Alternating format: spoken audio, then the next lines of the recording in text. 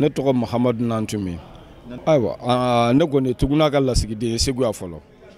N bɛ tuguna représenter Segu. Hakilila min bɛ nin atelier in na. Waati dɔ kuma sera.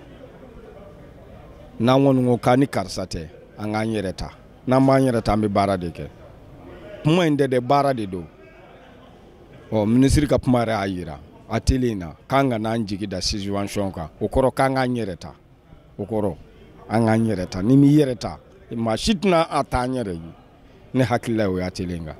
Welewelekan jumɛn b'i bolo bi ka ɲɛsin Mali sɛnɛkɛla bɛɛ ma? A tɛ n bolo ka sin Mali sɛnɛkɛla ma, mais a bɛ n bolo ka sin Maliden bɛɛ ma. Bureau dɔrɔn tɛ quoi. Mɔgɔw ka bɔ ka taa baara kɛ. N'i ye sɛnɛ kɛ i bɛ bureau sɔrɔ. Bɛɛ tɛ se ka kɛ gouvernement baarakɛla ye. Bɛɛ ka taa foro la. Foro bɛ dugukolo bɛ yen. Bɛɛ bɛ se ka sɛnɛ kɛ. Ici kɔngɔtɔ tɛ sigi bureau kɔnɔ. O de weleweleda bɛ n bolo ka sin Maliyɛnw ma. Ne tɔgɔ Ibrahim Sise, directeur général Soporteri de Rizeri Lac de Bon. Bon atelier ni ne ka hakilina ne y'a mun yala fɛn ɲuman de don kosɛbɛ parce que yɛlɛmani dɔ b'a fɛ ka dɔ a la. Yɛlɛmani ni a sera ka a sabati a bɛ n'a ni dunkafa ye kosɛbɛ kosɛbɛ de jamana kɔnɔ. Mun b'a fɔ parce que a bɛ kɛ sisan assurance bɛ ɲini gouvernement fɛ. Gouvernement yɛrɛ b'a fɛ ka assurance dɔ di sɛnɛkɛlaw ni bayɛlɛmaw ani fournitures engrais. Ka assurance d'o la pour que o ka se ka jɛ ka baara kɛ. Bɛɛ bɛ taa baara kɛ. Bɛɛ b'a dɔn a bɛ taa yɔrɔ mun na. Bɛɛ b'a dɔn a nafa b'a la. O dun jamana wɛrɛw la o de bɛ yen. N'u sera ka sabati Mali kɔnɔ gouvernement ka hakilina ye mun ye ani ministre ka hakilina ye mun ye o ye fɛn ɲuman de ye kojugu. Ni hakilila fana a bɛ sabati inshallah azza wa jalla. O ye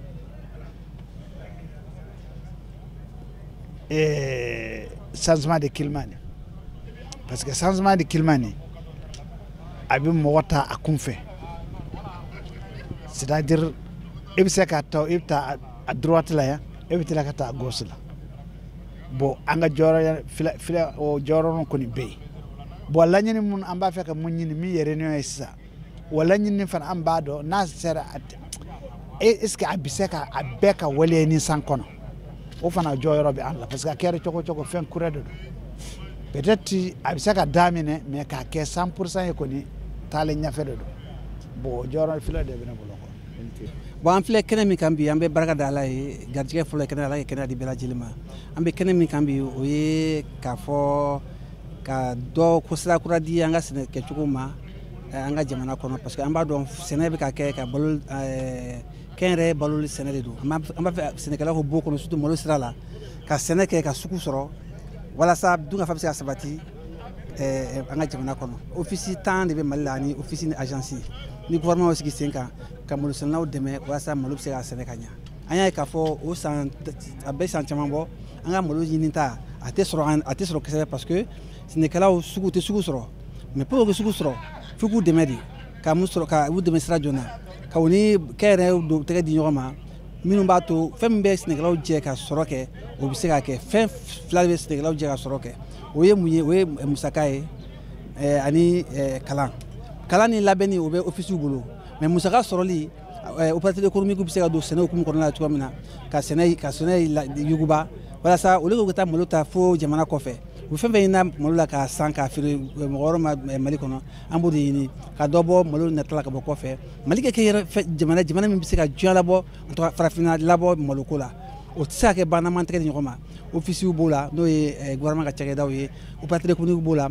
bayɛlɛmalikɛlaw b'o la sɛnɛkɛlaw yɛrɛ b'a la ani banques b'a la ani dɛmɛbaga wɛrɛ b'a la o tɔnsigi de don pour que an ka faamuya k'a fɔ an ka bɔ ko dɔ kɔnɔ ko min ye tɔrɔgɔtɔrɔgɔ sɛnɛ ka taa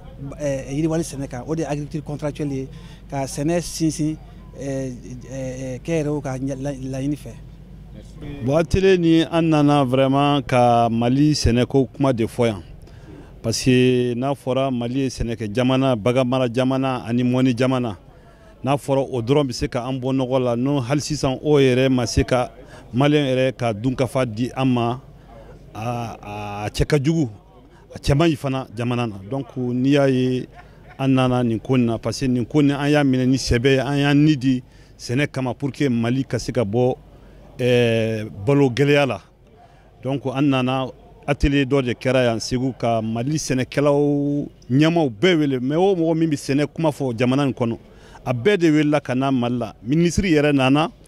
ka bɛn ni atelier non seulement a ma na ouverture dɔrɔn na a nana ko a bɛna to yan baara minnu bɛna kɛ a ka kɛ a ɲɛna a ka dɔn baara min don baara min bɛna waleya a kana kɛ kuma caman tuguni minnu kɛra ka kɔrɔ ale b'a fɛ minnu bɛ ka fɔ sisan min bɛna ka kɛ yan a ka waleya terrain kan pour que jamana yɛrɛ ka se ka bɔ gɛlɛ la parce que gɛlɛya caman bi jamana na n'i y'a lajɛ insécurité bi yen mais ko insécurité alimentaire o ka jugu alimentaire dun ye balo de donc n'a fɔra balo a fɔra sɛnɛkɛlaw donc sɛnɛkɛ kuma de bɛna fɔ yan sɛnɛkɛ wale baara de bɛna fɔ yan an hakilila fana an minnu nana parce que an ye secteur privé ye parce que an yɛrɛ b'a fɛ k'an ni ani an ka fɛn o fɛn min b'an bolo an b'a fɛ k'a di jamana ma sɛnɛ sira kan donc an b'a fɛ jamana ɲɛmaaw fana k'a faamuya Mali cɛdenw de bɛ se k'u dɛmɛ pour que gɛlɛya caman ka wuli sɛnɛko la olu yɛrɛ ka danayamaw ɲini jamana na minnu b'a fɛ ka sɛnɛ yɛrɛ commercialiser ka industrialiser a maaw ka tɛntɛn a ma sɛbɛnw ka tɛntɛn ma ladiriw ka tɛntɛn pour que u ka se ka fɛn dɔ confier u ma u ni sɛnɛkɛlaw cɛ an dun ye secteur privé de an b'a fɔ jamana ɲɛmaaw k'an faamuya an b'a fɛ ka jamana sɛnɛkɛlaw de dɛmɛ pour que u ka laɲini ka sabati u bɛ bin ɲini u ka sɔrɔ en temps réel u bɛ bin ɲini a dafalen ka d'u ma pour que sɛnɛ yɛrɛ ka kɛ an bɛɛ sago ye pour que a ka u nafa a ka jamana nafa a ka hali faso nafa parce que ni sɛnɛkɛla ye fɛn sɔrɔ a bɛ se ka a ka nisɔngɔ a bɛ se k'a ka ji sɔngɔ u bɛ se ka fɛn bɛɛ don jamana na pour que jamana yɛrɛ ka se ka fɛn wɛrɛw kɛ min tɛ o dɔrɔn ye donc an nana o de la Segu yan merci. Ne tɔgɔ Mahamadu Siribe bɛ wele ko Bayi n ye société Sewa agro business ɲɛmɔgɔ ye alhamdulillah an bɛ Ala tanu an bɛ jamana ɲɛmɔgɔw fo atelier in kɔni vraiment koba de don a daminɛna hɛrɛ la an bɛ Ala deli Ala k'a laban hɛrɛ la surtout an ka ministre de l'agriculture a ye kunnafoni walawala en tant que fournisseur de intrants agricoles nin kɛnɛ in kan anw Sewa la a diyara an ye bon office fana baarakɛlaw ani sɛnɛkɛlaw an b'o fo vraiment baara in a daminɛna cogo min na an b'a la deli Ala k'a laban ten vraiment a daminɛna ni kunnafoni walawalali ye min yɛrɛ bɛ sɛnɛ yɛrɛ kanu don sɛnɛkɛlaw la min bɛ jago yɛrɛ kanu don jagokɛlaw la min bɛ jamana kanu don jamanadenw yɛrɛ la. Farankan jumɛn b'i bolo ka ɲɛfɔ atelier in kɔnɔ? Farankan b'an bolo an b'a ɲini jamana ɲɛmɔgɔ fɛ u bɛ cɛsiri mun na kɔnɔdimi tɛ ɲɛdimi don nka sanjikɔrɔ waati dɔ ma di ka taa jamana bɛ gɛlɛya kɔnɔ mɔgɔw bɛ presse ko ma cogo min na an b'a ɲini population fɛ an ka taa dɔɔnin ni Ala sɔnna ma an bɛ fɛ ka se yɔrɔ min na sɛnɛkɛla k'u cɛsiri foyi tɛ jamana bɔ nɔgɔ la ni sɛnɛ tɛ aw yɛrɛ journaliste a bɛ wuli ka jɔ mun na ka cɛfɔ ni kanbɛ don jamanadenw ni ɲɔgɔn cɛ a k'a cɛsiri nin na parce que Mali tɛ ka foyi ye ni sɛnɛ tɛ a bɛ daminɛ sɛnɛ la a bɛ laban sɛnɛ de la vraiment k'aw fo a ka wuli ka jɔ la ka jamana ɲɛmɔgɔw fo ka jamanadenw fo kɛrɛnkɛrɛnma ka sɛnɛkɛlaw fo ka office mɔgɔw fo merci. Ne ye madame Kulibali Kaja Traoré. Kaja an bɛ atelier la bi min ye sɛnɛkɛlaw tɔgɔla don ye. I se ka f'an ye i ye mun faamuya atelier in na? Ministre ka kuma n ye faamuyaliba sɔrɔ a la ani boli ka intervention anw ye cikɛlaw ye ka bɔ san forow b'an bolo an bɛ baara kɛ n'i ye ka cikɛla hami bɔ engrais ko la bi sɛnɛkɛ ko la tɔ bi dɛ ministre kumana engrais ko k'a walawala an ye k'an bɔ fili la ka gɛlɛya min bɛ an n'u cɛ k'o ɲɛfɔ an ka dɔ faamuya yɔrɔ o diyara n ye o ye conférence in yɛrɛ tɔ diya n ye. Welewelekan jumɛn b'i bolo? Welewelekan min b'an bolo hali b'o sa ministre kɔni ye kuma fɔ an y'a faamu nka a ka cɛsiri hali b'o sa n'i y'a mɛn dun ka fa bi sabati cikɛlaw ro ni cikɛlaw ma satisfait dɔrɔn dun ka fa tɛ sabati e yɛrɛ k'a lajɛ jamana kɔnɔ sɛnɛ malo bɛ sɛnɛ yɔrɔ min malo kilo kelen kɛmɛ ni mugan yɔrɔ dɔw la i b'a dɔn gɛlɛya b'o yɔrɔ la ɔ fɛn bɛ se ka gɛlɛya duga cikɛlaw ka cikɛminɛnw a n'u ka baarakɛfɛnw n'u y'a sɔrɔ a waati la a bɛ se k'u fari foni cikɛ cogoya la nafa bɛ sɔrɔ jamana kɔnɔ bɛɛ b'i sago sɔrɔ. Ne tɔgɔ ye Musa Kane ne ye sɛnɛkɛla ye ne b'aw fɛ Niger la. I bɛ se ka mun fɔ an ye atelier in ma? Ayiwa alhamdulilayi atelier daminɛna bi sɔgɔmada in na nin kun ye anw yɛrɛ ka laɲini ye an ka sigi an ka kuma anw sɛnɛkɛlaw ani an ka ministre so ani jagokɛlabaw minnu ye fournisseurs ye an ka sigi an ka kuma sɛnɛ bɛ ɲ'an bolo cogo min an bɛ nafa sɔrɔ sɛnɛ na cogo min ani an ka feerefɛnw n'o y'an ka sɛnɛfɛnw ye olu bɛ se ka sɔngɔ sɔrɔ basigi kɔnɔ ani ɲɔgɔn faamuya kɔnɔ contrat ko ani bɛnkan ko siratigɛ la donc an b'o sigi de la bi sɔgɔmada in na. N'i ye ɲininka bi k'i ka farankan kɛ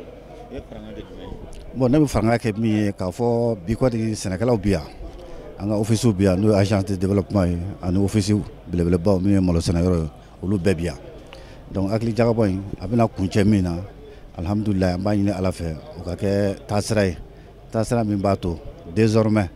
an minnu ye sɛnɛkɛlaw ye an bɛ taa biri an ka foro kɔnɔ an lafiyalen parce que an b'a dɔn sɛnɛ an bɛna fɛn min sɛnɛ a bɛ san a kan ka taa sugu min na an b'o sugu dɔn sannikɛla min kan ka na san an b'o sannikɛla dɔn a bɛ san sɔngɔ min na an b'o sɔngɔ dɔn a bɛ san waati min fana na an b'o waati dɔn donc an fɛ o ye ala tanuba de ye n'an sera k'o kɛ k'a fɔ département sera k'anw dɛmɛ o la ani jagokɛlaw an bolo dira ɲɔgɔn ma ani usinitigiw k'o baara waleya an kɔni fɛ an b'a fɔ tare alhamdulilayi. Jɔrɔna ko min bɛ sɛnɛkɛlaw la bi alhamdulilayi rabbil alamina min ye nɔgɔko ye nɔgɔfinma alhamdulilayi rabbil alamina nɔgɔfinma o sera an ka yɔrɔ la nɔgɔ jɛma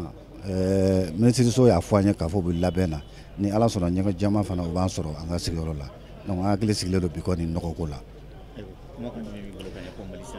Bon min bɛ n bolo ka ɲɛfɔ Mali sɛnɛkɛlaw bɛɛ lajɛlen k'i cɛsiri ci fɛ parce que anw ka baara bɛnna sɛnɛ ma n'i ka baara bɛnna fɛn fɛn ma i bɛ gulɔki bɔ k'a da tɔ dɛmɛ o bɛ bɔ yɔrɔ wɛrɛ ka ɲini sɛnɛkɛlaw fɛ samiyɛ min daminɛtɔ filɛ ala k'a kɛ ji kunnandi ye ala k'an ka sɔmɔ ala k'u ɲɛ ala ka feere ɲuman sugu kunna ala ka sɛnɛkɛlaw yɛrɛ kɛnɛya dun ka fa ala ka sabati jamana kɔnɔ merci.